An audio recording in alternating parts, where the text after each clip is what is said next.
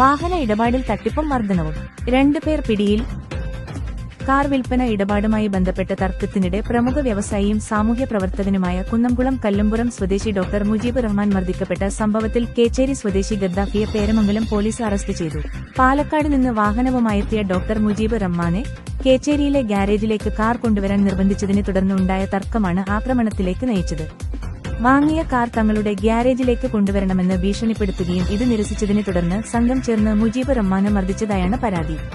7.5 ലക്ഷം നൽകി Innova Crysta എന്ന വാഹനം പ്രതിയായ ഗദ്ദാഫിയിൽ നിന്നും വാങ്ങിയെങ്കിലും രേഖകൾ നൽകാതെ കബളിപ്പിച്ചതായി മുജീബ് റഹ്മാൻ പറഞ്ഞു. തുടർന്ന് തൃശൂർ എസിപി ഓഫീസിൽ പരാതി നൽകുകയായിരുന്നു. പരാതി നൽകിയതിന്റെ വൈരാഗ്യവും ആക്രമണത്തിലേക്ക് നയിച്ചെന്നും മുജീബ് പറഞ്ഞു. വണ്ടിയുടെ യഥാർത്ഥ ഉടമസ്ഥരാണെന്ന് പറഞ്ഞ് 4 പേർ വാഹനമെടുക്കാൻ എത്തിയതായും അദ്ദേഹം പറഞ്ഞു. അതേസമയം സാരമായി പരിക്കേറ്റ മുജീബ് റഹ്മാനെ കുന്നംകുളം മലങ്കര ആശുപത്രിയിൽ പ്രവേശിപ്പിച്ചു. അറസ്റ്റിലായ പ്രതി ഗദ്ദാഫിക്കും സംഘത്തിനും നേരത്തെ സമാന കേസുകൾ പല പോലീസ് സ്റ്റേഷനുകളിലുമുണ്ട്. കേച്ചേരിയിലെ മോട്ടോർ വേൾഡ് എന്ന സ്ഥാപനത്തിന്റെ മറവിൽ തട്ടിപ്പു ഇടപാടുകൾ നടത്തിയിരുന്നുവെന്നാണ് കണ്ടെത്തൽ. പേരമംഗലം പോലീസ് കേസ് എടുത്ത് അന്വേഷണം ആരംഭിച്ചു.